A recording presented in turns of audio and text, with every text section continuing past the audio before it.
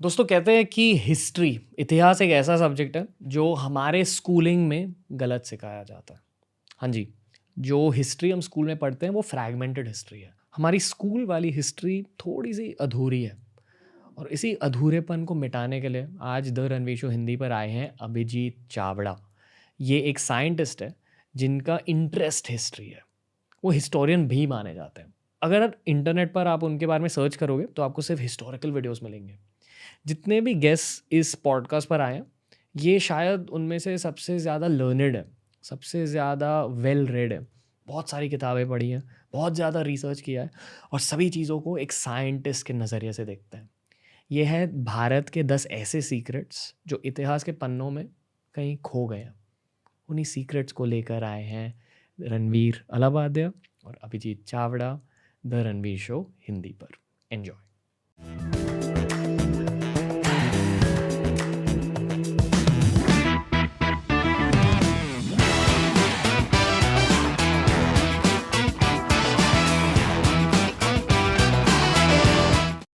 दोस्तों नमस्ते। जिस इंसान को मैं आज आपके सामने पेश करूंगा उनका नाम है अभिजीत चावड़ा। अभी ही एक भयानक सा इंग्लिश एपिसोड रिकॉर्ड किया। वो फिजिक्स के बारे में था, एस्ट्रोफिजिक्स, ब्लैक होल्स, एलियंस वगैरह के बारे में था। पर ये इंसान एक पॉलीमैथ है, मतलब इनको अलग अलग सब्जेक्ट्स के बारे में बहुत ज़्यादा पता है। अभिजीत सर नमस्ते। नमस्ते, thank you for having me. Welcome to the Ranveer show Hindi. The Ranveer show में फिर से लौट कर आपको क्या फील हो रहा है? बड़ा अच्छा लग रहा है, पहली बार आज आया हूँ आपके शो के अंदर। इट्स वेरी इंटरेस्टिंग, मज़ा आ रहा है।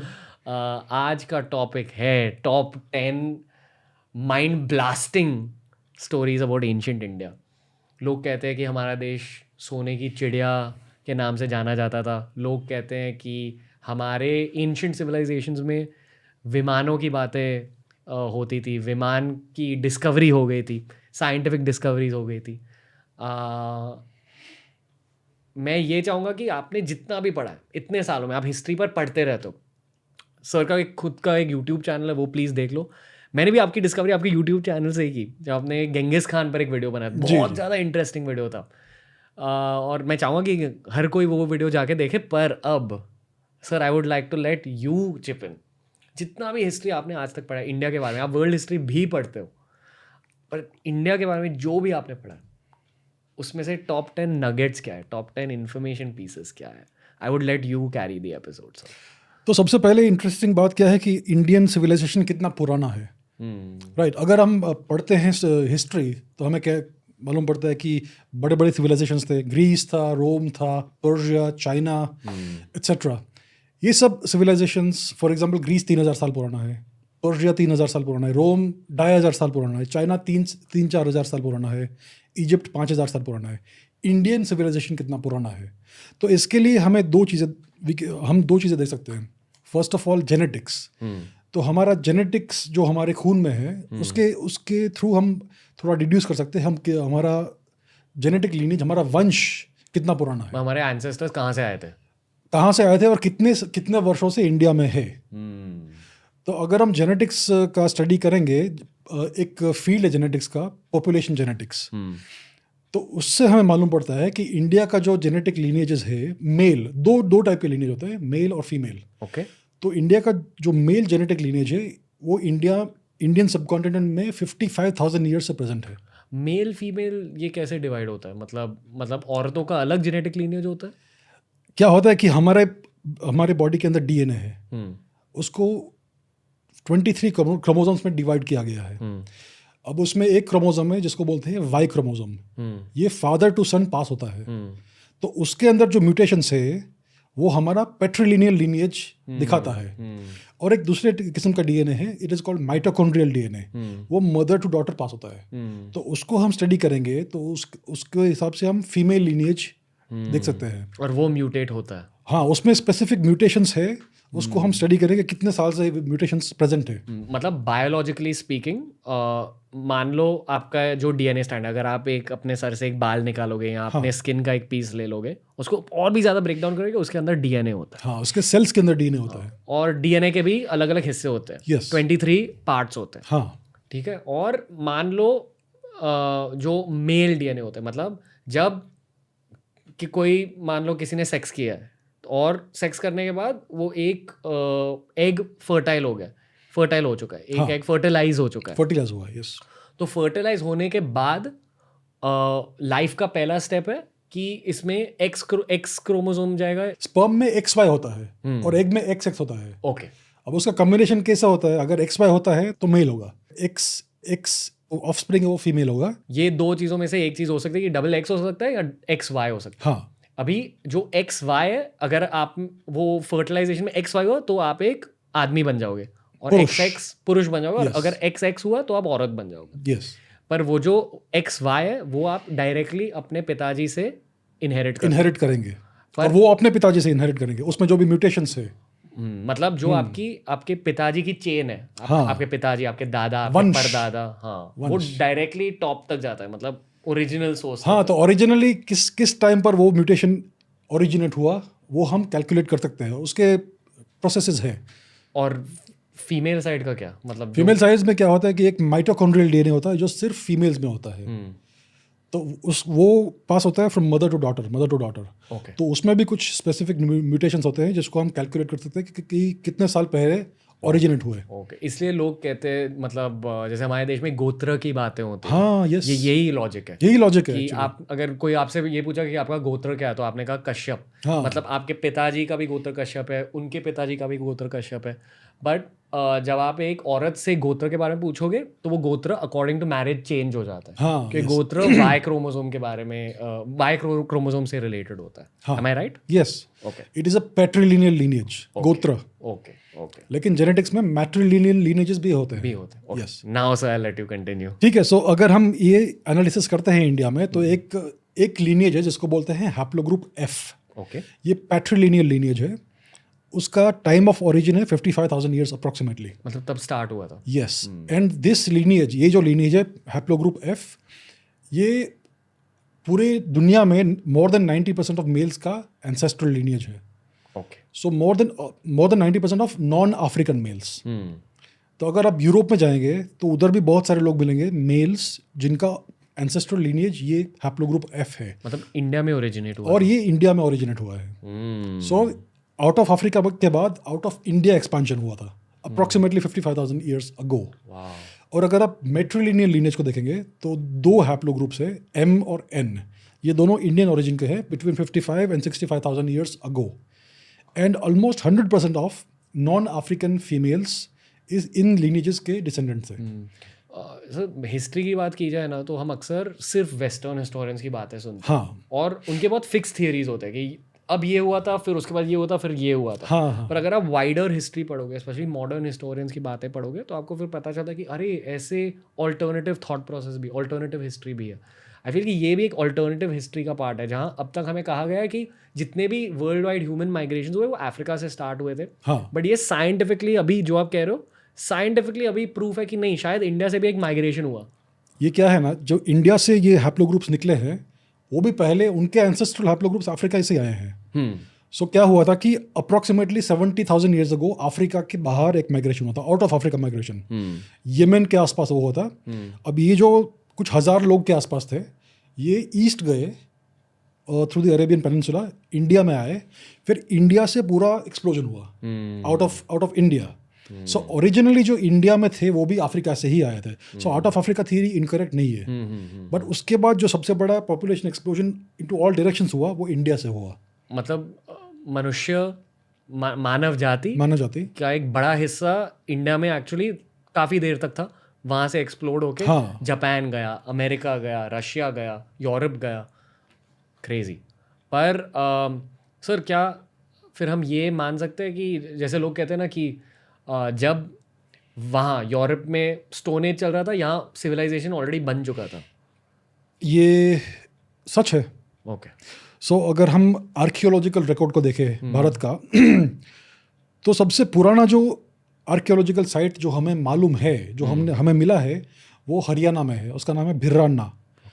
उसका अगर हम कार्बन डेटिंग देखेंगे तो it is about 9.5 thousand years old. Okay. और ये सो कॉल्ड हरप्पन ईरा का एक हिस्सा है। ठीक है। सो हरप्पन जो रीजन है वो अप्रोक्सीमेटली सप्त सिंधु रीजन है, पंजाब। अनडिवाइडेड पंजाब का रीजन है। पाकिस्तान भी इंडिया का ही हिस्सा था अंटिल 70 ईयर्स अगो। तो यहाँ पर इंडिया का सबसे एक्सटेंसिव सिविलाइजेशनल आर्कियोलॉजिकल अपने को एविडेंस मिलता है। सो एटलीस्ट 9.5-10,000 ईयर्स पुराना है। और अगर हम आर्कियोलॉजिकल आर्टिफैक्ट्स को देखते हैं, स्टैच्यूज़ को देखते हैं, कार्विंग्स को देखते हैं, तो हम देख सकते हैं कि एक कल्चरल कंटिन्यूटी है। फॉर एग्जांपल आज भी लेडीज़ मांग में सिंदूर लगाती है। अगर आप हड़प्पा में देखेंगे तो वहाँ पर स्टैच्यूज़ मिले हैं, फीमेल स्टैच्यूज़ जिनके मांग में सिंदूर है। आज भी मंदिरों में शिवलिंग की पूजा होती है, अब भी वहाँ पे भी 5,000 साल पहले होती थी। तो ये सब जो कल्चरल ट्रेट्स हमें मिलते हैं आज, वो ऑलमोस्ट 10,000 साल से कंटिन्यू हो रहे हैं। और हमने अभी आर्कियोलॉजी तो शुरू भी नहीं की है, हज़ारों साइट्स हमने एक्सप्लोर नहीं किए। तो इट इज़ पॉसिबल कि एक्चुअली अपना सिविलाइजेशन का आर्कियोलॉजिकल रिकॉर्ड एटलीस्ट 10-15-20,000 साल जा सकता है इन द पास्ट। और वो हमें पता भी नहीं अभी। हाँ, पता भी नहीं अभी होगा या नहीं होगा। हाँ। Crazy. I will let you move on two point number 2 sir. तो अगर ये हड़प्पन सिविलाइजेशन, हड़प्पन ईरा के आर्कियोलॉजिकल रिकॉर्ड को हम देखेंगे तो हज़ारों छोटे सिटीज़ थे, बड़े अर्बन सेंटर्स थे। ये दुनिया का सबसे पहला कंप्लीटली अर्बन सिविलाइजेशन था। देश था एक। देश पूरा, देश मान सकते हो। हाँ, पूरा अर्बन था। मतलब ये वेल प्लान्ड सिटीज़ थे, ग्रिड सिस्टम के अनुसार। आज इंडिया के बड़े बड़े सिटीज़ आप देखेंगे कंप्लीटली अनप्लान्ड है। हर डायरेक्शन में कुछ भी बन जाता है, कुछ भी कंस्ट्रक्शन होता है। ये ब्रिटिशर्स की वजह से हुआ? ये एक्चुअली पोस्ट कॉलोनियल चीज़ है कि हमारे जो ब्रिटिश के बाद जो हमारे रूलर्स आए, उन्होंने कुछ प्लानिंग नहीं किया है। एनीवे, जो हड़प्पन सिविलाइजेशन है उसमें फुल टाउन प्लानिंग था, सिटी प्लानिंग था, प्रॉपरली साइंटिफिक तरीके से। और उस टाइम के जो सिटीज़ और टाउन्स, उनका जो ड्रेनेज सिस्टम्स था वो आज के इंडियन मेट्रोपॉलिटन सिटी से अच्छा था। और इंजीनियरिंग के बहुत बड़े बड़े वर्क्स थे उसमें। मल्टी स्टोरेड बिल्डिंग्स थे 5-6 हज़ार साल पहले। कहाँ दुनिया में मिलेगा ऐसा? So this was the world's first fully urbanized and fully industrialized civilization. क्योंकि उस टाइम पे माइनिंग होता था, मैन्युफैक्चरिंग होता था बहुत सारी चीज़ों का, ट्रेड होता था विद अलग अलग जगहों से। और माइनिंग में जो अगर टिन नाम का एक मेटल है, वो सेंट्रल एशिया से लाते थे हमारे ही लोग। तो इतना बड़ा सिविलाइजेशन था और बहुत सारे माइग्रेंट्स भी आते थे अलग अलग जगहों से, बिकॉज हमें कुछ स्केलेटन्स मिले हैं वहाँ पे जिनका जेनेटिक्स अलग है और जिनका ओरिजिन बाहर से है। तो जैसे आज अमेरिका बहुत प्रॉस्परस है, तो हर देश से लोग वहाँ जाते हैं क्योंकि सबको वहाँ पे अच्छा लाइफ चाहिए। तो वैसे उस टाइम पर 5,000 साल पहले जो अपना सप्त सिंधु रीजन में जो सिविलाइजेशन था, वहाँ पे पूरी दुनिया से इमिग्रेंट्स आते थे। दुनिया का अमेरिका था तभी के, उस टाइम के ज़माने के। यस। और मतलब जो आप कह रहे हो ना कि बिल्डिंग भी थे, ड्रेनेज सिस्टम था, मतलब हमारे इंजीनियरिंग के एडवांसमेंट्स हुए थे तब बहुत ही ज़्यादा। तो जब ये इंडिया में हो रहा था, बाहर क्या हो रहा था? चाइना में क्या हो रहा था? मिडिल ईस्ट में क्या हो रहा था? अफ्रीका में क्या हो रहा था? यूरोप में क्या हो रहा था? 5,000 साल पहले जब ये Harappan era of Indian civilization सबसे मेच्योरिटी में था, तब चाइना शुरू भी नहीं हुआ था। अफ्रीका में as far as we know कुछ नहीं था। यूरोप में लोग स्टोन एज में जी रहे थे। इजिप्ट बस शुरू हो रहा था उस टाइम पे। So Indian civilization is the oldest known continuously existing civilization in the whole world. तो ये बात है। और अगर आप देखेंगे दुनिया का सबसे पुराना लिटरेचर क्या है, तो ऋग्वेद है। ओके, अभी अगर आप टेक्स्ट बुक्स पढ़ेंगे तो आपको बोला जाएगा टेक्स्ट बुक्स में कि ये कुछ 3,000 साल पुराना होगा ऋग्वेद। लेकिन ये सच नहीं है, क्योंकि ऋग्वेद में एक नदी की बात होती है, सरस्वती। उसके बहुत रेफरेंसेस है और ये बहुत बड़ी नदी के रूप में उसको प्रेजेंट किया गया है। जैसे आज गंगा माँ की बात होती है, वैसे ही सरस्वती। हाँ, तो गंगा, यमुना, सरस्वती और सिंधु, इन सब नदियों से बड़ी थी सरस्वती। ओके, अगर हम जियोलॉजिकल रिकॉर्ड को देखेंगे तो सरस्वती 2,500 साल पहले, 3,500 साल पहले सूख गई। ओके, कहाँ थी सरस्वती नदी? हिमालय से निकलती थी और पंजाब, हरियाणा, सिंध और गुजरात इसमें से फ्लो होती थी। अगर आप सैटेलाइट इमेजेस देखेंगे तो आपको अभी भी उसका रिवर बेड दिखेगा, ड्राई रिवर बेड। बहुत ही बड़ा है, बहुत बड़ा, एनॉर्मस नदी थी ये। तो ऋग्वेद में सरस्वती को क्या बोला गया है? जोर से गरजने वाली नदी, loudly roaring, mother of floods, बहुत बड़ी बड़ी बाढ़ें आती थी उस नदी में। तो ये सब मेंशन किया गया है ऋग्वेदा में। तो क्लियरली ऋग्वेदा एक उस टाइम पे लिखा गया था जब ये नदी बड़ी नदी थी, फुल फोर्स में थी। अभी नेचर नाम का एक साइंटिफिक जर्नल है, उसमें काफ़ी स्टडीज़ हुआ है सरस्वती के बारे में। तो उसमें क्या मिलता है हमें कि सरस्वती 6000 BC के बाद कम होने लगी। So the last time Saraswati एक बड़ी नदी थी वो 8000 साल पहले की बात है। तो क्लियरली ऋग्वेदा अप्रोक्सीमेटली उस इरा में लिखा गया है, not 3000 years ago. It is very clear, इसमें कोई शक ही नहीं हो सकता है। सर अभी ये जो 5000 साल पहले 8000 साल पहले की बात हो रही है, तो हम कह रहे हैं कि ओके ये जो हड़प्पन सिविलाइजेशन है, एक्चुअली हमारी किताबों में कहा जाता है कि सिर्फ 2500 साल पुराना, वही ना, वही उससे ज़्यादा पुराना बहुत यस डेफिनेटली होगा ये। हमारी जो किताबें हैं, हमारा जो हिस्ट्री है, ऑफिशियल हिस्ट्री, ये कम्प्लीटली ऑब्सोलीट है, कम्प्लीटली आउटडेटेड है, जो हम स्कूल में पढ़ते हैं, जो हम स्कूल में आज भी पढ़ते हैं। अब ये जो बुक है ऋग्वेदा, ये हमारी सभ्यता का फाउंडेशनल डॉक्यूमेंट है, फाउंडेशनल लिटरेचर है। ये वैदिक संस्कृत में लिखा गया था। सो क्लियरली वैदिक संस्कृत भी 8000 साल पुराना है एटलीस्ट। और दुनिया में और कोई लैंग्वेज उसके पास भी नहीं है in terms of antiquity.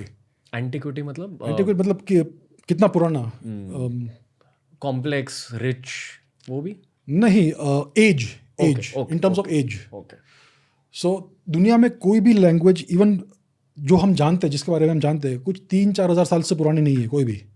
But Sanskrit clearly at least 6-7-8,000 years पुरानी है, एटलीस्ट मिनिमम। क्रेजी। हाँ, मतलब लोग कहते हैं कि अगर आपने एक बार लाइफ में संस्कृत सीख ली तो एक नॉलेज का पोर्टल अनलॉक हो जाता है। हाँ, क्योंकि कोई भी भाषा से अगर आप दूसरी भाषा में ट्रांसलेट कर रहे हो तो थोड़ा सा इन्फॉर्मेशन लॉस हो जाता है, पर अगर आप उसी ओरिजिनल लैंग्वेज में किसी किताब को पढ़ोगे, किसी टेक्स्ट को पढ़ोगे, आपको प्योर नॉलेज मिल जाता है। तो लोग कहते हैं कि ऐसे ही इंडिया में बहुत सारी नॉलेज पोर्टल्स है जो अभी तक अनलॉक्ड है। बिल्कुल हाँ। जिसके बारे में लोगों को शायद पता नहीं है। तो काला जादू की बातें होती है, सफ़ेद जादू की बातें होती है, शायद वो भी सीक्रेट्स उन किताबों में छिपी हुई है, क्या हो सकता है। सर, पर एक बेसिक सी क्वेश्चन है कि जब मोहनजोदारो हड़प्पन सिविलाइजेशन का प्रोग्रेस हुआ था, हाँ, तब रेस्ट ऑफ इंडिया में क्या हो रहा था? मतलब साउथ इंडिया में क्या हो रहा था, बंगाल में क्या हो रहा था? अब हमें धीरे धीरे आर्कियोलॉजिकल एविडेंस मिल रहा है कि ये जो हड़प्पन फेज था हमारा सिविलाइजेशन का, वो सिर्फ सप्त सिंधु में कंसंट्रेटेड नहीं था। उस टाइम पे गंगा वैली में भी उतना ही था, लेकिन हमने कुछ एक्सप्लोर नहीं किया है आज तक। हमने आर्कियोलॉजिकल रिसर्च नहीं किया है। पिछले 70 ईयर्स से इंडिया में कुछ रिसर्च हुआ ही नहीं है हिस्ट्री के बारे में, आर्कियोलॉजी के बारे में बहुत कम हुआ है। 99.9% हमारा आर्कियोलॉजी अभी भी छुपा हुआ है बिलो द अर्थ। तो हमें जो अभी एविडेंस मिल रहा है धीरे धीरे, उससे मालूम पड़ रहा है कि even in UP Ganga valley में बहुत पुराने अर्बन सेंटर्स थे। बंगाल तक भी है और साउथ में भी है। साउथ में कुछ टेम्पल्स है अंडर द सी मिले हैं जो बहुत पुराने हैं, उसका एज हमने अभी तक डिटरमिन भी नहीं किया है। गुजरात में द्वारका था, वो भी हड़प्पन ही सिटी था, वो कुछ 8000 साल पुराना है।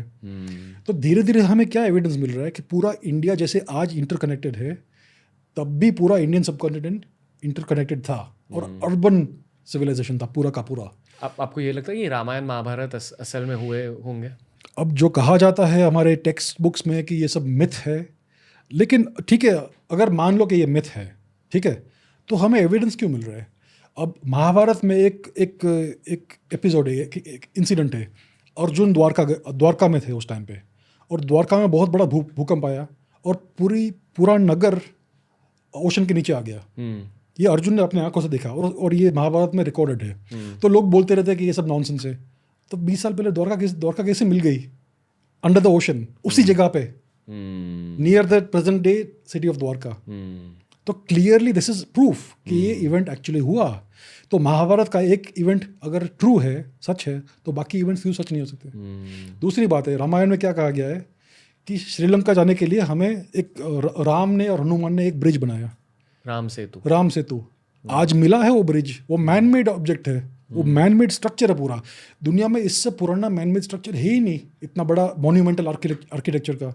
सो वंस अगेन ये रामायण का भी प्रूफ हो गया। अभी हम अगर ढूंढेंगे तो और भी प्रूफ मिलेंगे हमें। और दूसरी बात ये है, महाभारत और रामायण के टेक्स्ट में बहुत सारे एस्ट्रोनॉमिकल इंफॉर्मेशन दिया गया है कि ये युद्ध हुआ तब स्काई इस तरह था, ये प्लैनेट इस कंस्टेलेशन में था, एट्सेट्रा। अब आप फिक्टिशियस एस्ट्रोनॉमिकल डेटा बना नहीं सकते, क्योंकि स्टार्स, प्लैनेट्स, ये सब सेलेस्टियल मैकेनिक्स को फॉलो करते हैं और ये बहुत प्रिसाइज पाथ्स होते हैं. सो क्लियरली ये सब जो डेटा है, बहुत सारा एस्ट्रोनॉमिकल डेटा है रामायण में और महाभारत में, ये क्लियरली जेन्युइन ऑब्जर्वेशनल डेटा है, ये फिक्टिशियस डेटा नहीं है. तो क्या करना चाहिए हमें कि हमें एक टीम ऑफ साइंटिस्ट को इकट्ठा करना चाहिए और इसको एनालाइज कीजिए. आज सॉफ्टवेयर्स भी पॉसिबल सब मिलते हैं जिससे हम इसको एनालाइज कर सकते हैं, तो उससे हमें प्रिसाइज डेट्स मिल जाएंगे. किसी को करना चाहिए, we need funding for that. हाँ, वो गवर्नमेंट से फंडिंग शायद नहीं मिल रही है आर्कियोलॉजी के लिए या रिसर्च के लिए. इन सब रिसर्च के लिए नहीं मिल रही है, लेकिन इट इज़ 100% रियल. महाभारत और रामायण दोनों 100% रियल है. हमें आर्कियोलॉजिकल प्रूफ भी मिला है द्वारका का और राम सेतु का, और ये आर्कियो एस्ट्रोनॉमिकल जो डेटा है बुक्स टेक्स्ट के अंदर, उससे एग्जैक्ट डेट से मिल सकते हैं. और मतलब अगर हम मोहनजोदारो हड़प्पा की बात कर रहे हैं, तो एक एक्सटेंशन स्टोरी भी उससे अटैच्ड है कि वहाँ आर्यन इन्वेजन हुई थी.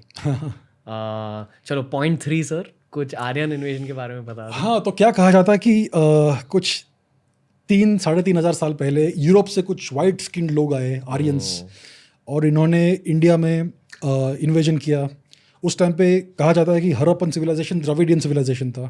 ठीक है, ये आर्यंस आए, उनको सबको उड़ा दिया, मार दिया सबको, उन सबको साउथ इंडिया जाने को फोर्स किया और ये लोग बाकी नॉर्थ इंडिया में बस गए.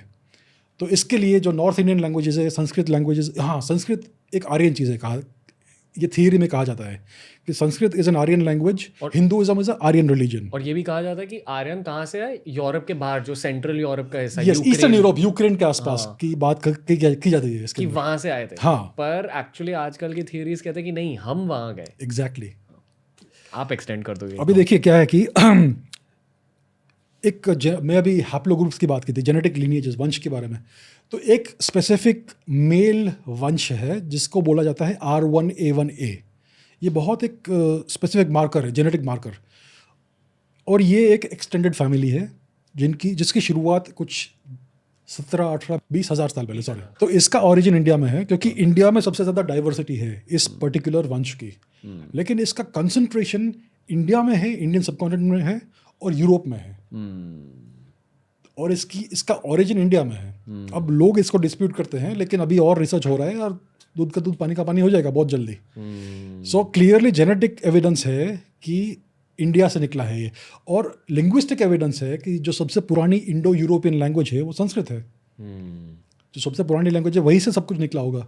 सो बहुत, और अगर ये आर्यन इन्वेजन की बात करते हैं कि ये लोग आए और इन्वेड किया, सबको हरा दिया, तो भाई कुछ दिखाओ उसका एविडेंस, आर्कियोलॉजिकल एविडेंस. ये कहाँ पे लड़ाई हुई थी, कहाँ पे युद्ध हुआ था, कौन सा सिटी डिस्ट्रॉय किया, किधर इतनी सारी लाशें मिली, एक भी एविडेंस नहीं है इन्वेजन का. तो फिर इन्होंने स्टोरी को चेंज किया कि इन्वेजन नहीं था, माइग्रेशन था. तो माइग्रेशन का भी कुछ एविडेंस नहीं है. अगर माइग्रेशन भी होता है तो आर्कियोलॉजिकल रिकॉर्ड में आपको कल्चरल चेंज दिखेगा, अलग टाइप, अलग काइंड ऑफ आर्किटेक्चर, अलग अलग चीज़ें. ऐसा कुछ भी नहीं है. 10,000 साल से सेम कल्चरल कंटिन्यूटी है आर्कियोलॉजिकल रिकॉर्ड में. सो इन्वेजन का भी जीरो एविडेंस है, माइग्रेशन का भी जीरो एविडेंस है. और अगर जेनेटिकली आज हम एक दूसरे को एनालाइज करेंगे तो north India, south India, east India, waste India, सब में लोगों का सेम जेनेटिक्स है. स्किन कलर साउथ में थोड़ा डार्कर है क्योंकि it is near the equator, और हम हज़ारों साल से रह रहे हैं. लेकिन जेनेटिकली हम सब सेम है, कुछ सिग्निफिकेंट डिफरेंस है ही नहीं नॉर्थ इंडिया और साउथ इंडिया में. कश्मीर में लोग की काफ़ी पेल स्किन है, तमिलनाडु में मोस्टली लोगों की डार्क स्किन है, लेकिन जेनेटिकली फिर भी लोग सेम है. अफगानिस्तान के पश्तून लोग भी हमारे जैसे ही है जेनेटिकली, और गुजरात के लोग और बंगाल के लोग भी सेम है जेनेटिकली. तो genetically there is no evidence of any invasion of any kind, वरना आपको जेनेटिक डिफरेंस मिलेगा. सो अगर आप साइंटिफिकली देखेंगे, जेनेटिकली देखेंगे, आर्कियोलॉजिकली देखेंगे, लिंग्विस्टिकली देखेंगे, जीरो एविडेंस ऑफ इन्वेजन और माइग्रेशन. लेकिन there is a lot of evidence कि हम इंडिया से बाहर गए थे यूरोप में क्रोनोलॉजिकली. तो ये बात है, लेकिन ये पॉपुलर थियरी नहीं है, क्योंकि जो मेन स्ट्रीम हिस्टोरियंस है they want to push the Aryan invasion theory, आज भी उसको ट्राई कर रहे हैं. तो मैंने एक बहुत ही इंटरेस्टिंग चीज़ पढ़ी थी हाल ही में. बेसिकली अगर आप वर्ल्ड वॉर 2 के बारे में पढ़ोगे तो वहाँ जूस को प्रोसिक्यूट किया गया. हाँ, कहा गया कि नहीं, जूस बुरे हैं और उन्हें कॉन्सेंट्रेशन कैंप्स में डाला गया और उन्हें वहाँ मारा गया है, उन्हें मैनुअल लेबर करवाया गया. जूस के साथ साथ एक और छोटा सा माइनॉरिटी ग्रुप है जिसका नाम है रोमानी. और रोमानी की प्रोसिक्यूशन यूरोप में बहुत सालों से हो रही है। आज भी रोमानी लोग पाए जाते हैं। आई थिंक बिल्कुल। वो कौन है, वो बैटमैन बिगिंस या वो एक्टर ना, बहुत फेमस एक्टर है। चार्ली चैपलिन रोमानी था, चार्ली चैपलिन रोमानी था। पाब्लो पिकासो रोमानी था। बहुत लोग हैं जो रोमानी है लेकिन ये जानते नहीं है। एल्विस प्रेस्ली रोमानी था। रोमानी Yes. बहुत आज के मतलब कोई यूरोपियंस को अगर आप देखोगे ना, कोई वाइट पीपल अमेरिकन को आप देखोगे, इंडियन दिखेंगे वो लोग। हाँ थोड़े से इंडियन दिखते हैं। तो लोग कहते हैं कि एक्चुअली इनके ओरिजिन सिंध में है, ये सिंधी थे। ये आपको रोमानीज के बारे में कुछ पता? अगर आप रोमानी भाषा को सुनेंगे तो it sounds like Gujarati, Rajasthani, Punjabi, western Indian language जैसी है। इसका ओरिजिन क्लियरली संस्कृत में है, ये तो हर कोई मानता है। अगर आप यूरोप का कल्चरल हिस्ट्री देखेंगे पिछले 1000 ईयर्स का, 1000 साल का, बहुत सारा रोमानी कंट्रीब्यूशन है। आपको मालूम है फ्लैमेंको डांस और म्यूजिक रोमानी है।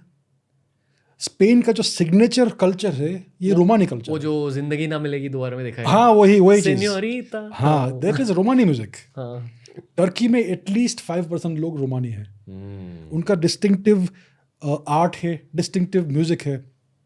यूरोप में हर देश में आपको रोमानी मिलेंगे, लेकिन यूरोप में बहुत परसिक्यूशन होता है रोमानी लोग का आज भी। लोग उन पर उनको मिसट्रीट करते हैं, उनको मार्जिनलाइज किया गया है, उनको सेम राइट्स नहीं मिलते। बहुत सारे रोमानी लोग स्टेटलेस है, उनके पास पासपोर्ट्स नहीं है अपने देश के। ओके, ये लोग एक देश से दूसरे देश उनको माइग्रेट करना पड़ता है continuously. So they live nomadic lives. आज भी ये सिचुएशन है ईस्टर्न यूरोप में, रोमानिया में, हंगरी में, पोलैंड में और इटली में, स्पेन में, फ्रांस में, हर जगह। एरिक कांटोना नाम का एक फुटबॉलर था, he is रोमानी। Wow. Andrea Pirlo Italy का, वो भी रोमा। Of course. अरे भाई फुटबॉल में आई वुड से यूरोप में 30-40% रोमानी है, लेकिन कोई बोलता नहीं because they will be persecuted. वाह। और उन खुद को, वो फैमिलीज को पता है कि हाँ हम रोमानी ऑफ कोर्स। आपको ये मालूम है कौन था ये टाइसन फ्यूरी? हाँ, वो भी बॉक्सर है। रोमानी कंट्रीब्यूशन बहुत ज़्यादा है, लेकिन ये कोई बोलता नहीं है, ये इसके बारे में कोई बोलता नहीं है। चार्ली चैपलिन रोमानी था लेकिन कोई बोला नहीं। पाब्लो पिकासो रोमानी था। ऐसे हज़ारों एग्जाम्पल्स आपको मिलेंगे।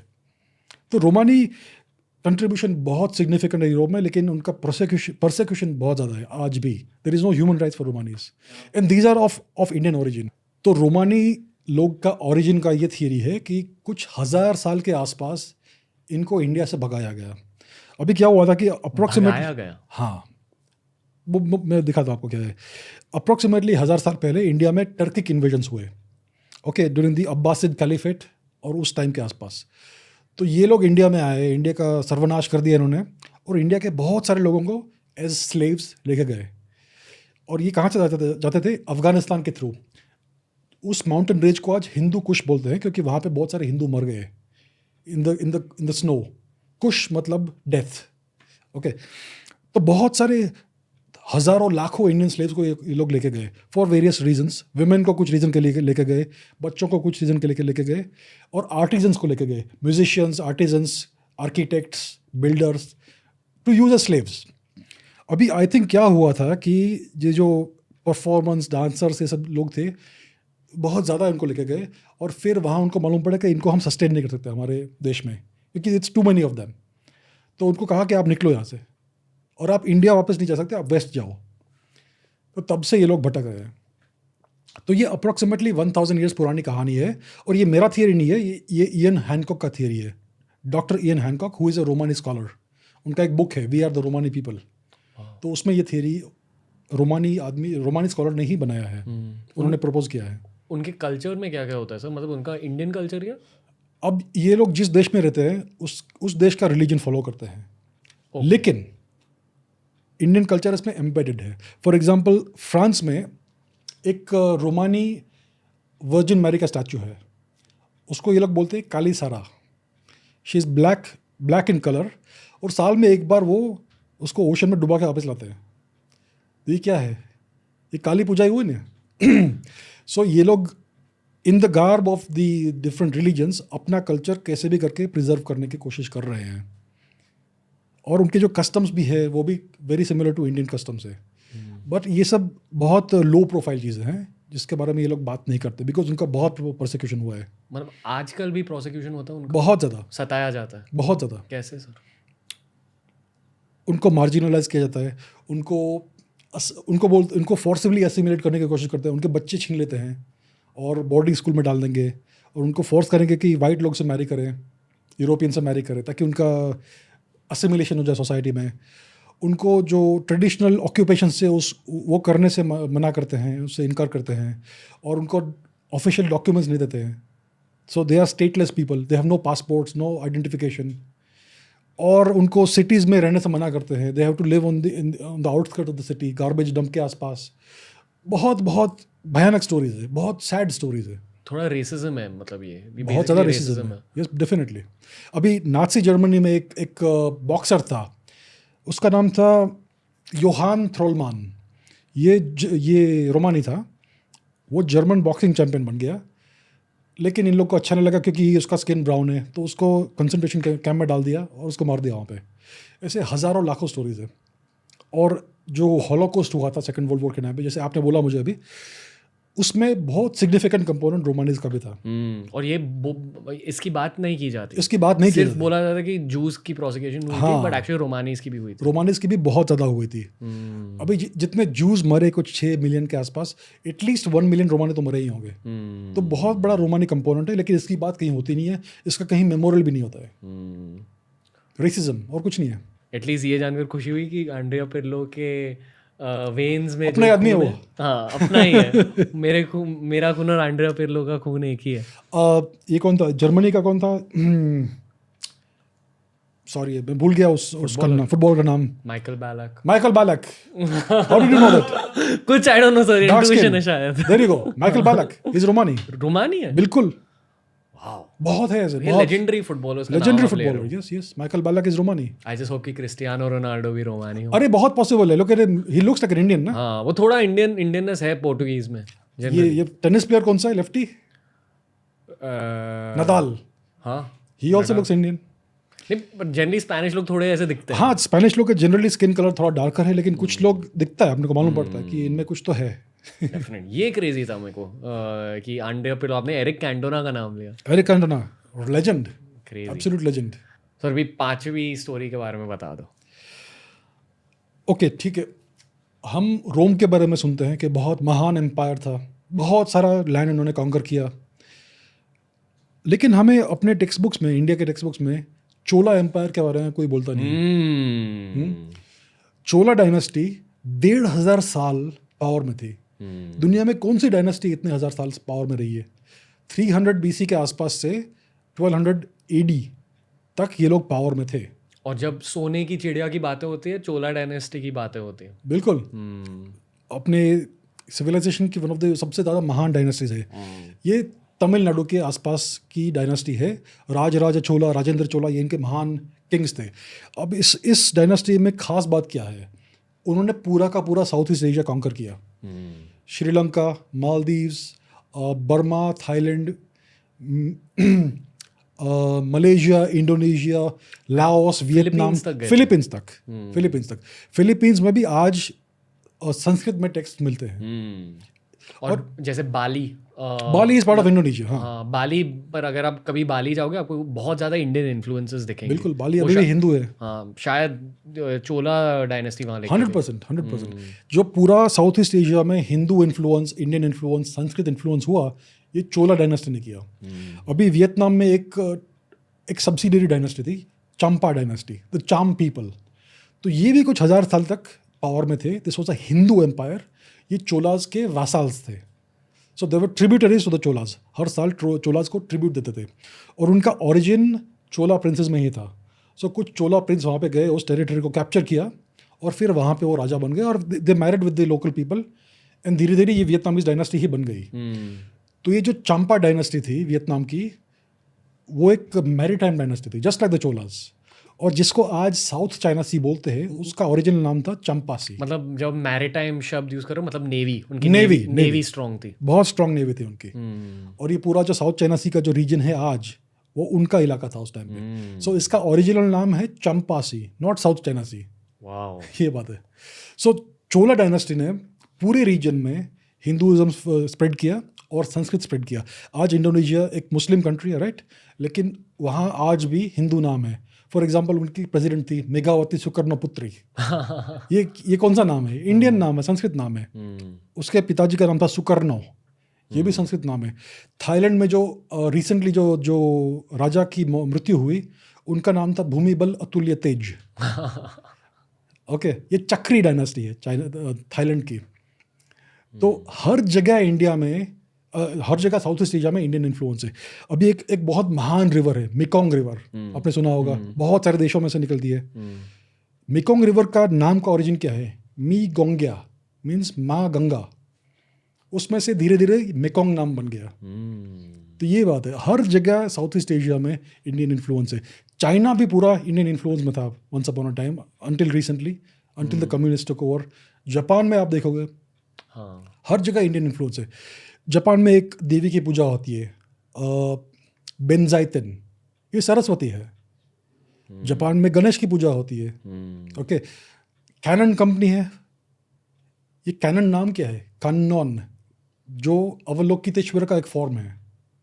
ओके, ये एक देवी है वहाँ की, बट इसका इन सब चीज़ों का ओरिजिन इंडियन है। तो इंडियन इन्फ्लुएंस बहुत था पूरी दुनिया में, लेकिन हमें ये सब पढ़ाया नहीं जाता है टेक्स्ट बुक्स में। अगर हम जानेंगे तो हमारा पूरा पर्सपेक्टिव बदल जाएगा।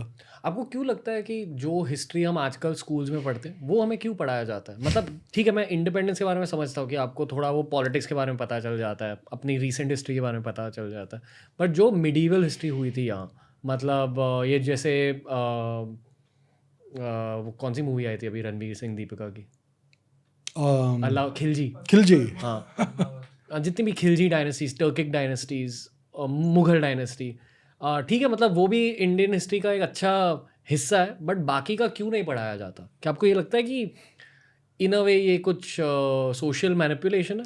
सोशल इंजीनियरिंग है। सोशल इंजीनियरिंग ये ब्रिटिशर्स ने डिसाइड किया? ब्रिटिशर्स ने डेफिनेटली डिसाइड किया। उन्होंने क्या किया कि उन्होंने अपने पर्सपेक्टिव से इंडिया का हिस्ट्री लिखा। अभी ब्रिटिश यहाँ पे हमारा उद्धार करने तो आए नहीं थे। उन्होंने 200 साल में इंडिया से $45 ट्रिलियन से ज़्यादा चूज निकाला, और इंडिया का पूरा जीडीपी का पूरा डिस्ट्रॉय कर दिया, पूरा कंट्री को डिस्ट्रॉय कर दिया, इंडस्ट्रीज़ को डिस्ट्रॉय कर दिया, सब कुछ। तो इनका एक बहुत बड़ा और बहुत फेमस पॉलिसी है divide and conquer, divide and rule. तो इंडिया को डिवाइड करने के लिए उन्होंने first of all Indian education system को डिस्ट्रॉय कर दिया। इंडिया का बहुत पुराना, बहुत महान एजुकेशन सिस्टम था, इसको इन्होंने अबॉलिश कर दिया, बैन कर दिया, और इन्होंने अपना मैकॉलेयन एजुकेशन सिस्टम यहाँ पे इम्पोज किया, और उसमें इंडिया की ये फिक्टिशियस, फेक और डिस्टॉर्टेड हिस्ट्री पढ़ाई, ताकि हमें अपने बारे में बहुत शर्म हो कि हम कुछ थे ही नहीं, हमें सिर्फ बाहर वालों ने रूल किया है, ऑल दैट। अब ये निकल गए यहाँ से, उनका ऑब्जेक्टिव, उनका काम हो गया। लेकिन जिन लोगों को इन्होंने यहाँ पे रखा इन पावर, उन्होंने वही पॉलिसीज़ कंटिन्यू की, और सिस्टम कुछ चेंज ही नहीं हुआ है। आज भी ब्रिटिश लॉज है इंडिया में, फॉरेन कॉन्स्टिट्यूशन है इंडिया में सारे इंस्टीट्यूशन जो ब्रिटिश ने बनाए वो आज है इंडिया में, टेक्स्ट बुक्स भी आज है वही है, एजुकेशन सिस्टम भी वही है। सो एसेंशियली हम आज भी कॉलोनाइज्ड है, लेकिन हमारे मास्टर्स हमारे ही लोग हैं, कुछ बदला नहीं है। तो जब तक ये एजुकेशन सिस्टम नहीं बदलेगा, तब तक हम जान नहीं पाएंगे कि हमारा हिस्ट्री क्या है। और अगर आपको अपना हिस्ट्री पता नहीं है, तो आपका पूरा कंटेक्स्ट बदल जाएगा, और आपको अपने आप को एक अलग तरीके से देखेंगे। तो यही इसका ऑब्जेक्टिव है कि क्या बोले आप, social manipulation, social engineering, yes, वही बात है, और कुछ नहीं है। पर आपको ये लगता है कि एडटेक की वजह से शायद एजुकेशन सिस्टम का शायद कोलैप्स हो सकता है 20 साल के अंदर, 30 साल के अंदर? पूरी दुनिया शुरू हो गया है, शुरू हो गया। अभी देखिए, कोरोना वायरस हुआ, लॉकडाउन हो गए, स्कूल तो बंद हो गए, कॉलेज बंद हो गए, यूनिवर्सिटी बंद हो गई, सब कुछ आज डिस्टेंस पे हो रहा है। अब धीरे धीरे इन सब चीज़ों की ज़रूरत ही नहीं पड़ेगी, क्योंकि देखिए नेक्स्ट 10-20 साल में जॉब्स का डिमांड सिर्फ स्किल्स के ऊपर होगा, और ये सब स्किल्स हमें एजुकेशन सिस्टम में कोई सिखाता नहीं है। SEO कौन सिखाता है एजुकेशन सिस्टम में?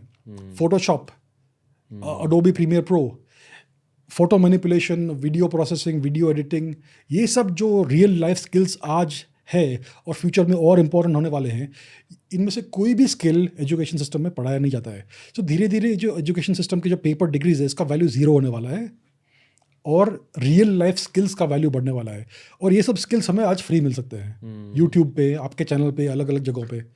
सो पूरा हमारा पैराडाइम, पूरा पर्सपेक्टिव बहुत जल्दी बदलने वाला है और ये एजुकेशन सिस्टम ऑब्सोल्यूट हो गया ऑलरेडी। आई फील कि ये जो 2-3 जनरेशंस हमारे जनरेशन पहले आए थे उनको सफ़र करना पड़ा, बहुत ज़्यादा, उनको yes. झेलना पड़ा ये सब कि नहीं इंडिया अच्छा देश नहीं है, इंडिया बेकार है ये वो। पर जो अभी की जनरेशन आ रहे हैं उन्हें सच अभी पता चलेगा। धीरे धीरे ये ट्रांसफॉर्मेशन होने वाला है, क्योंकि सच को कितना दबाएंगे आप, इन जो फ्री इन्फॉर्मेशन दबा नहीं सकते। मतलब हिस्ट्री टेक्स्ट बुक्स में गलत इन्फॉर्मेशन और बुरी इन्फॉर्मेशन इन्फॉर्मेशन आपको दुख देगी, वो इन्फॉर्मेशन डालकर पहले तो आप बहुत सारे स्टूडेंट्स को दुख पहुंचा रहे हो, आप उनका एटीट्यूड बदल रहे हो और उन्हें वो थोड़ी लूजर मेंटालिटी दे रहे हो, बिल्कुल उनसे वॉरियर मेंटालिटी छीन रहे हो। बिल्कुल एग्जैक्टली। और यूट्यूब से शायद ये रिवर्स हो जाएगा, शायद पॉडकास्ट से, क्या पता। I hope so. Sir I have to ask you, मतलब मैं छठा पॉइंट आपसे पूछने वाला था, बट अगर आप एंशिएंट इंडियन एजुकेशन सिस्टम के बारे में कुछ बता दोगे छठे पॉइंट के लिए तो वो अच्छा रहेगा। I feel as a nice continuation to 5। बिल्कुल। तो education essentially organised education India में ही शुरू हुआ। इंडिया में एक समय पे दर्जनों यूनिवर्सिटीज़ थी, large mega universities, okay, with thousands of students. और एसेंशियली इंडिया का जो एजुकेशन सिस्टम था इंडिजिनस, उसका स्टडी एक स्कॉलर ने किया जिसका नाम है Dharampal, in the 19th century I think, okay. तो उस टाइम पे ब्रिटिश लोग अपना एजुकेशन सिस्टम इंडिया पे इम्पोज कर रहे थे, लेकिन इंडिया का ओरिजिनल एजुकेशन सिस्टम अभी तक पूरी तरह से गया नहीं था। तो धर्मपाल ने स्टैटिस्टिकल स्टडी किया इंडियन एजुकेशन सिस्टम का। तो उसने क्या डिस्कवर किया कि इंडियन एजुकेशन सिस्टम टेम्पल्स के अंदर कंसंट्रेटेड था। सो टेम्पल्स सिर्फ प्रार्थना करने की जगह नहीं थे, ये स्कूल्स भी थे। हर विलेज में टेम्पल होता था और टेम्पल में स्कूल होता था, ओके। तो वहाँ पे बच्चों को संस्कृत सिखाते थे, मैथमेटिक्स, लॉजिक, ग्रामर, हर चीज़ सिखाते थे वहाँ पे। और स्टेटिस्टिकली धर्मपाल ने क्या दिखाया कि लिटरेसी रेट ऑलमोस्ट 100% था, लड़के लड़की दोनों को इक्वली एजुकेशन मिलता था, जाति वाति का कुछ बात नहीं था, okay. So this was spread all over India. तो इंडियन एजुकेशन सिस्टम ट्रेडिशनली इसका बैकबोन टेम्पल्स थे, छोटे छोटे गांव में टेम्पल्स थे।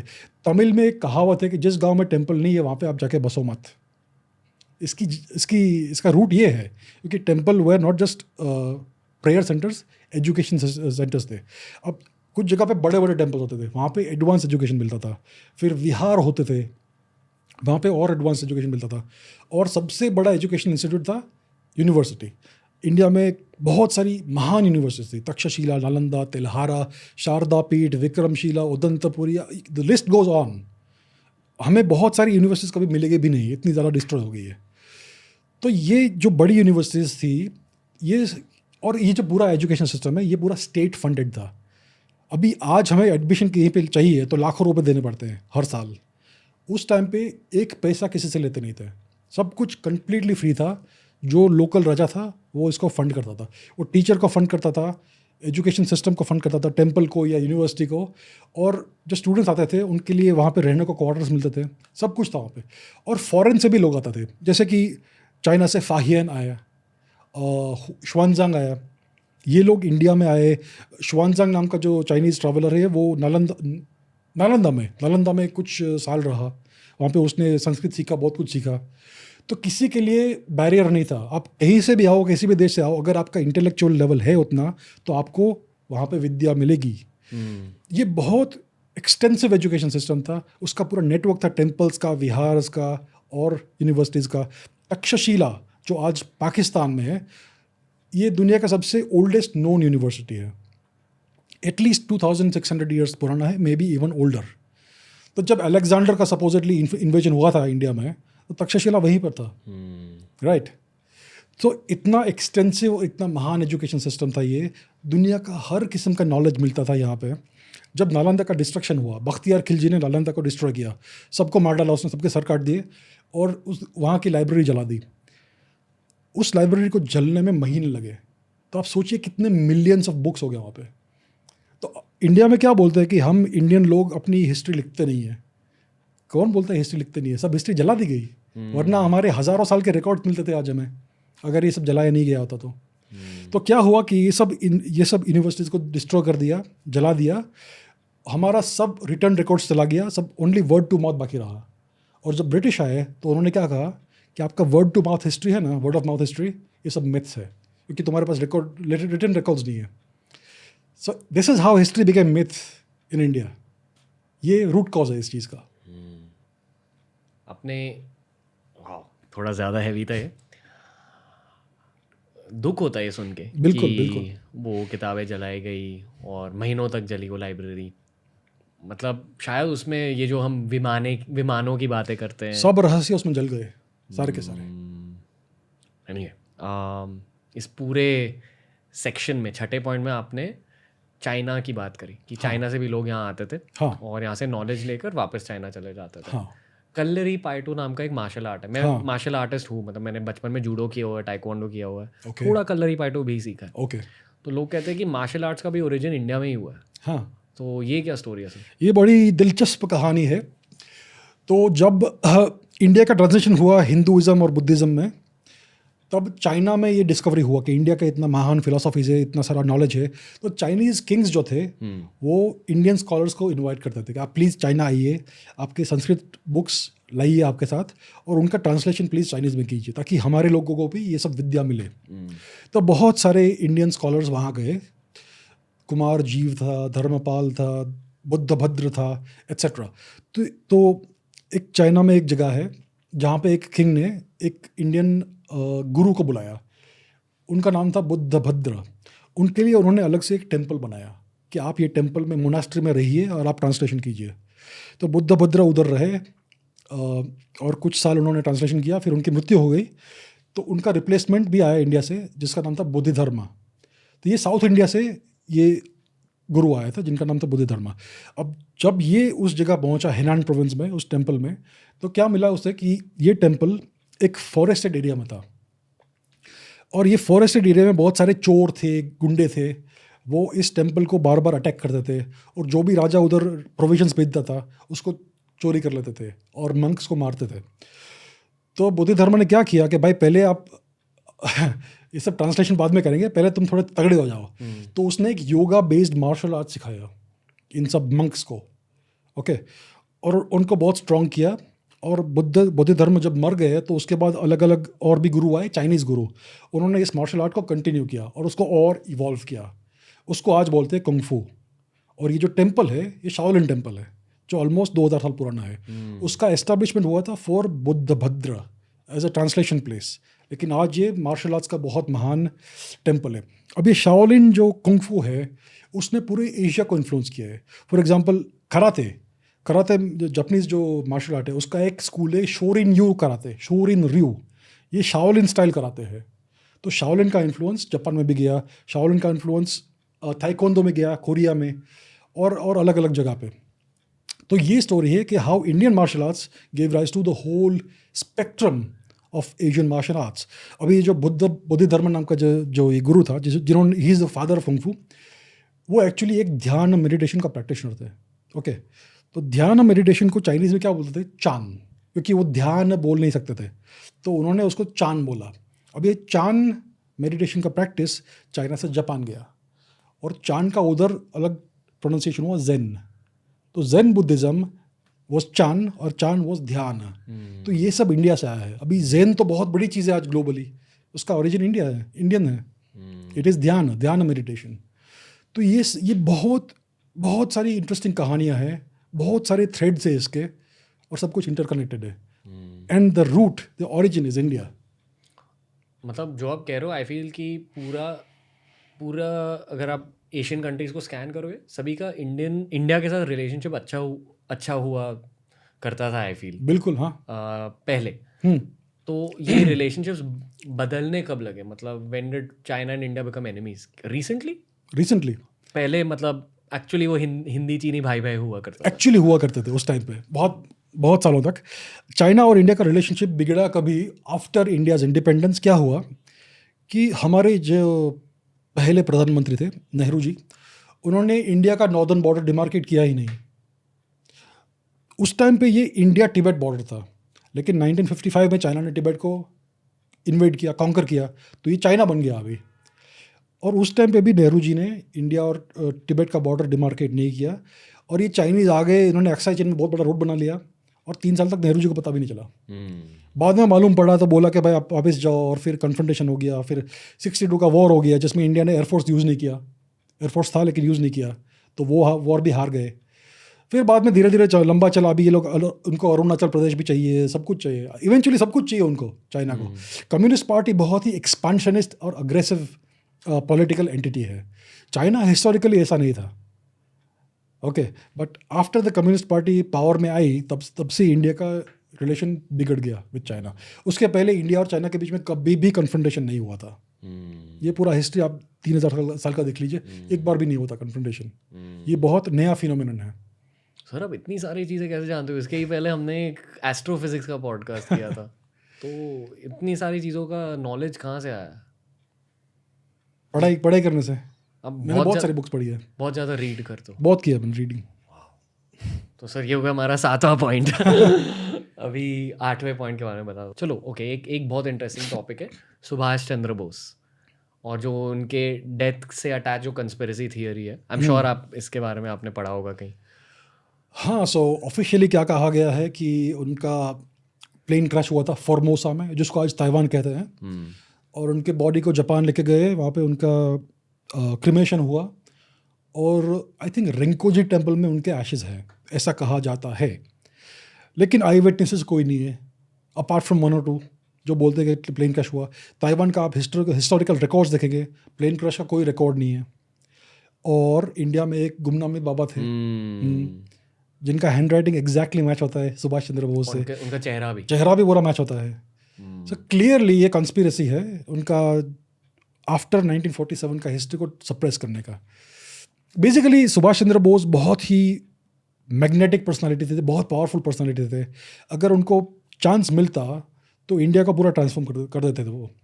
लेकिन ब्रिटिश उनको हेट करते थे क्योंकि he fought the British militarily, right. उन्होंने सत्याग्रह नहीं किया, अहिंसा नहीं किया, उन्होंने हिंसा की।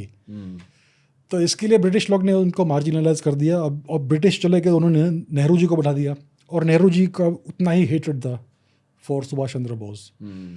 तो ये बात है। अभी एग्जैक्टली क्या हुआ, कहाँ गए सुभाष चंद्र बोस, ये हमें पता नहीं है एग्जैक्टली, क्योंकि बहुत सारे रिकॉर्ड्स अभी भी क्लासिफाइड है, अवेलेबल नहीं है टू द पब्लिक। ऐसा कहा जाता है कि उनको रशिया में इम्प्रिजन किया था, साइबेरिया में कहीं पे, स्टालिन के टाइम पे। ये भी एक कहानी है।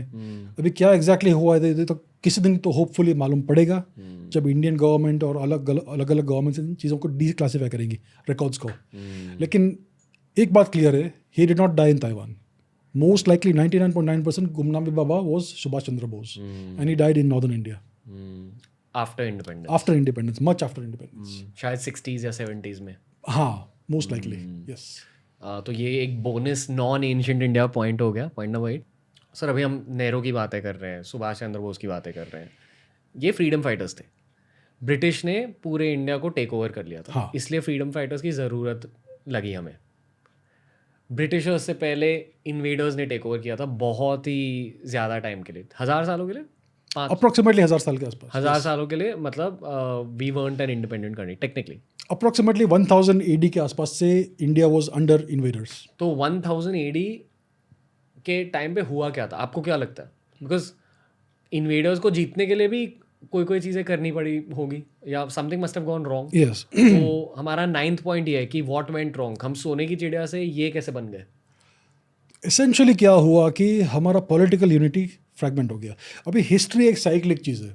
इंडिया में कभी कभी बहुत बड़े बड़े एम्पायर्स हुए, जैसे मौर्यन एम्पायर जिन्होंने पूरे इंडियन सबकॉन्टिनेंट को यूनिफाई किया। कुशान एम्पायर हुआ कनिष्क के अंडर, जिन्होंने इंडिया को बहुत ज़्यादा एक्सपेंड किया। और कुछ ऐसे टाइम आए हैं जब India was fragmented into small states. Mahajanapada थे 16, देयर वाज वन पीरियड। तो जब ये टर्किक इन्वेजन शुरू हुए उस टाइम पे इंडिया का पॉलिटिकल यूनिटी नहीं था। अलग अलग किंगडम्स थे।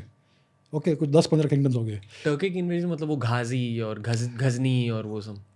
यस, जो हम जिसको इस्लामिक इन्वेजन्स बोलते हैं, they actually were Turkic invasions. जिसको हम मुगल बोलते हैं वो भी तुर्क थे एक्चुअली। ओके, इंडियंस उनको मुगल बोलते हैं फॉर सम रीजन। ये मंगोल नहीं थे, ये तुर्क थे, टर्किश थे सब। टर्किक। हाँ। टर्किक क्या होता है मतलब? ये जो टर्क्स है ये ओरिजिनली एक सेंट्रल एशियन ट्राइब है। ओके, एक एथनिसिटी है। उन्होंने इवेंचुअली टर्की को इन्वेट किया। ओ। और उस जगह को आज टर्की बोलते हैं because they were of Turkic ethnicity. तो ये जो बाबर था वो तुर्क था, उसकी भाषा मंगोल नहीं थी, मुगल नहीं थी, उसकी भाषा तुर्किक थी। उसकी भाषा शायद चगाताई लैंग्वेज थी, which is a Turkic language. मतलब ये दिखते कैसे थे? एशियन दिखते थे? सेंट्रल एशियंस, जैसे आज के ज़माने में कौन सी? More like Chinese, okay more like Chinese. Okay. तो ये सब टर्किक इन्वेजन्स थे। ओके, ये लोग अरब नहीं थे, ये टर्क्स थे। तो इन्होंने अप्रॉक्सीमेटली 1000 AD के आसपास इंडिया को इन्वेड करना शुरू किया इन फुल फोर्स। उसके पहले भी 300 साल के आसपास बहुत ट्राई किया, कुछ हुआ नहीं। लेकिन इवेंचुअली इंडिया का पॉलिटिकल यूनिटी नहीं था, इसके लिए अलग अलग किंगडम्स कोऑपरेट नहीं करते थे। शायद ईगो की वजह से। ईगो का भी पॉसिबिलिटी है। और दूसरी बात यह है कि कुछ राजाओं को नेशनल इंटरेस्ट का कंसेप्ट नहीं था। फॉर एग्जाम्पल, एक बहुत महान राजा है, बहुत शूरवीर है, पृथ्वीराज चौहान। अभी उन्होंने ये जो कौन था, गजनवी था, घोरी था, वन ऑफ दिस टू, उसको डिफीट किया बैटल ऑफ तराइन में, उसको जाने दिया। अब ऐसा नहीं था कि पृथ्वीराज चौहान को मालूम नहीं था कि ये लोग क्या करते हैं जब ये जीतते हैं, उसको मालूम था, फिर भी उसने जाने दिया उसको, क्योंकि इसने रिक्वेस्ट किया, प्लीज़ मुझे छोड़ दो। अगली बार बैटल हुई, पृथ्वीराज चौहान मर गया। एक्चुअली वो कैप्चर हो गया, उसको अफगानिस्तान लेके गए और वहाँ पे उसकी बहुत बुरी तरह से हत्या की। और पृथ्वीराज चौहान की जो किंगडम है उसकी क्या हालत हुई तो वो तो मैं बोलना भी नहीं चाहूँगा, बहुत बुरी हालत हुई, औरतों की, बच्चों की, एट्सेट्रा। सो पृथ्वीराज चौहान को ये बिल्कुल मालूम था कि अगर ये लोग जीत गए तो मेरे लोगों की क्या हालत करेंगे, फिर भी उसने उसको जाने दिया। सो क्लियरली उसका जो कंसेप्ट था नेशनल इंटरेस्ट का वो गलत था, क्योंकि चाणक्य ने क्या कहा है कि the highest morality for a king is that his kingdom should prosper, right. ये बात है। अभी अगर आप एनिमी को जाने देते हो तो आपका किंगडम प्रॉस्पर कैसे होगा? सो ये नेशनल इंटरेस्ट का फंडामेंटल उल्लंघन है, वायोलेशन है, कि आप इतने बुरे एनिमी को छोड़ दे रहे हो, उसको जाने दे रहे हो विथ हिज आर्मी। सो ये सब चीज़ें थी इंडिया में कि जो थॉट प्रोसेस था उस टाइम पे वो कुछ मेस्ड अप था, और पॉलिटिकल यूनिटी नहीं थी, लीडरशिप का भी प्रॉब्लम था। अगर आप जाने दोगे एनिमी को तो लीडरशिप का ऑब्वियसली प्रॉब्लम है। तो ये कुछ प्रॉब्लम्स एक्यूमुलेट हो गए एक टाइम पे, और इसके लिए इंडिया का डिफेंस ब्रीच हो गया, और एक बार ये लोग अंदर आ गए तो पूरा धीरे धीरे इन्होंने टेक ओवर किया इंडिया को। तो ये स्टोरी है। This is intense. सो अगर आप पिछले 1000 साल का एक सिंगल लेसन चाहते हो तो उसको मैं इंग्लिश में बोलूँगा, when you meet a swordsman draw your sword, do not recite poetry to someone who is not a poet. ये मेन है कि आपको कोई एनिमी मिलता है जो आपको डिस्ट्रॉय करना चाहता है, उसके साथ आप सिविलाइज बिहेवियर नहीं कर सकते, आप उसके साथ अहिंसा नहीं कर सकते। You have to kill him, destroy him, that's it, very simple. लोगों को उनकी भाषा में उनसे बात करो। एग्जैक्टली, उनकी भाषा में ही उनसे बात करो। आई थिंक ये पूरे पॉडकास्ट का फाइनल पॉइंट है सर। आप चूज़ कर लो जो भी आपको कहना है एंशिएंट इंडिया के बारे में, अगर एक बड़ी टीचिंग है एंशिएंट इंडिया से। बात सबसे इम्पोर्टेंट क्या है कि हमारी जो सिविलाइजेशन है वो दुनिया के सबसे पुराना सिविलाइजेशन है, सबसे पुराना कंटिन्यूसली एग्जिस्टिंग सिविलाइजेशन। दुनिया में और कोई भी एथनिक ग्रुप नहीं है या कल्चरल ग्रुप नहीं है जो कम से कम 10,000 साल से अनचेंज्ड चले आ रहा है। और हमारे पिछले 1000 साल में इतने बड़े बड़े चैलेंजेस आए, इन्वेजन्स हुए, हम 1000 साल से फॉरेन ऑक्यूपेशन में है, फिर भी हमारा कल्चर जीवित रहा है। हमारा कंट्री भी एज ए जोग्राफिकल एंटिटी अभी भी इन सम फॉर्म अभी भी है, इंटैक्ट है। So we are the world's greatest civilisation, ये हमें जानना है। हमें आज क्या है कि हमारा एजुकेशन सिस्टम हमारे अंदर वो प्राइड इंस्टिल नहीं करता कि हम एक महान लोग हैं, हम एक महान संस्कृति है, हम एक महान सभ्यता है, लेकिन हम है। और इसको अंडरस्टैंड करने के लिए हमें हिस्ट्री सीखनी चाहिए, क्योंकि अगर आप अपना हिस्ट्री नहीं जानोगे तो आप अपने आप को नहीं जानोगे, आप सच में क्या हो। If you don't know your history you have no future. So ये सबके लिए बहुत इंपॉर्टेंट है कि आप अपना हिस्ट्री खुद से रिसर्च करो। टेक्स्ट बुक्स में कुछ नहीं मिलेगा। टेक्स्ट बुक्स में हम पढ़ेंगे तो हमें लगता है कि हमारा history linear step by step, लेकिन एक्चुअली हमारा हिस्ट्री बहुत फ्रेगमेंटेड है, बहुत सारे मिसिंग पीसेज है। तो वो मिसिंग पीसेज हमें अपने आप से खुद से out of our own interest research करके ढूंढना पड़ेगा. Until textbooks are rewritten, तब तक हमें खुद थोड़ा रिसर्च करना पड़ेगा. लेकिन मेन बात है कि we are one of the greatest civilisations, if not the greatest civilisation in the world. Abhijit sir, thank you. आपने द रणवीर शो हिंदी पर भी एक अपीयरेंस करी है अभी. I would request audience to share this video as much as possible. WhatsApp पर share कीजिए, clips share कीजिए.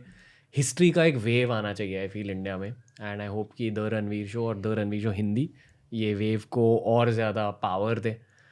Thank you sir. Most welcome. I am hoping to create a lot more with you. ऐसे ही बहुत ज़्यादा episodes करेंगे.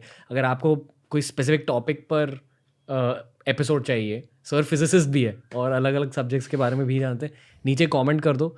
Sir ने मैंने अभी बात करी है कि शायद हम एवरी मंथ एक शूट करेंगे, देखते हैं. तो please comment down below and let's create some insane content and change mindset sir. शायद अभी जो हिस्ट्री बुक्स लोग पढ़ रहे हैं इतने कुछ खास नहीं है, बट फ्यूचर के हिस्ट्री बुक्स शायद ऑडियो बुक्स होंगे. बिल्कुल ही ऐसे, क्या पता. Yes. और एक ज़माने में बुक्स को जलाया जा सकता था, ऑडियो फाइल्स को जलाया नहीं जा सकता. तो I hope that we accumulate a big library. बिल्कुल. Thank you sir. Thank you so much.